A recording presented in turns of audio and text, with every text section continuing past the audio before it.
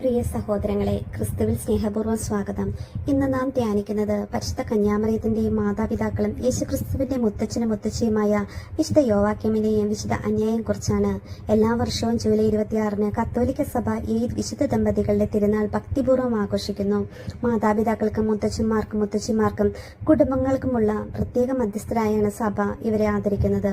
വിശുദ്ധ ഗ്രന്ഥത്തിൽ യോവാക്യമിന്റെയും അന്യയുടെയും പേരുകൾ നേരിട്ട് കാണുന്നില്ല.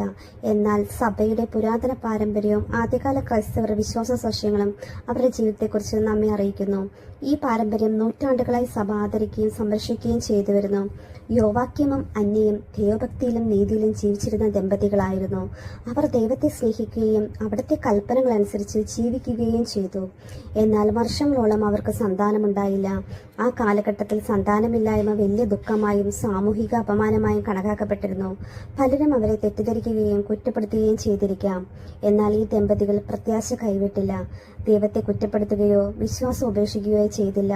അവർ കൂടുതൽ പ്രാർത്ഥിച്ചു, കൂടുതൽ ദൈവത്തിൽ ആശ്രയിച്ചു. ദൈവം തക്ക സമയത്ത് പ്രവർത്തിക്കുമെന്ന വിശ്വാസത്തോടെ അവർ ക്ഷമയോടെ കാത്തിരുന്നു. അവരുടെ വിശ്വാസത്തിന് ക്ഷമയ്ക്കും ദൈവം മറുപടി നൽകി. ഒരു ദൂതൻ പ്രത്യക്ഷപ്പെട്ട് അവർക്കൊരു കുഞ്ഞ് ജനിക്കുമെന്ന സന്തോഷ വാർത്ത അറിയിച്ചു. ആ കുഞ്ഞിന് മറിയം എന്ന് പേരിട്ടു. പിന്നീട് ആ മറിയമാണ് ലോകത്തിന്റെ രക്ഷകനായ യേശുക്രിസ്തുവിന്റെ മാതാവാകുന്നത്.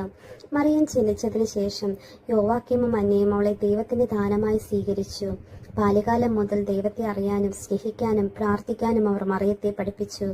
നല്ല മാതാപിതാക്കളുടെ വിശ്വാസവും ജീവിതസാക്ഷ്യവും മക്കളുടെ ഭാവിയെ എത്ര ആഴത്തിൽ സ്വാധീനിക്കുന്നു എന്നതിന്റെ മനോഹരമായ ഉദാഹരണമാണ് അവരുടെ കുടുംബം. ഇന്ന് നമ്മുടെ കുടുംബങ്ങൾ നിരവധി വെല്ലുവിളികളിലൂടെയാണ് കടന്നു പോകുന്നത്.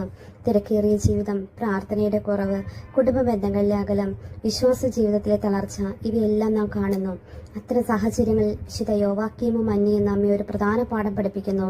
കുടുംബം ദൈവത്തിൽ അധിഷ്ഠിതമായിരിക്കുമ്പോൾ അവിടുന്ന് അതിനെ അനുഗ്രഹിക്കും.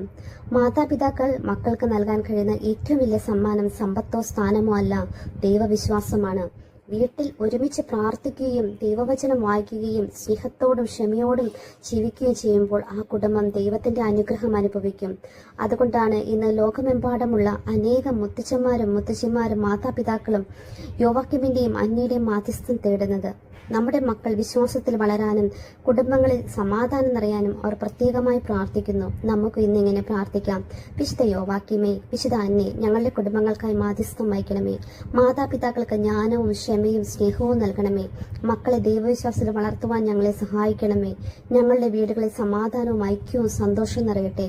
പരിശുദ്ധ കന്യാമറിയത്തിന്റെ മാതൃക പിന്തുടർന്ന് ദൈവഹിതം നിറവേറ്റുന്ന ജീവിതം നയിക്കാൻ ഞങ്ങളെ അനുഗ്രഹിക്കണമേ. ആമേൻ.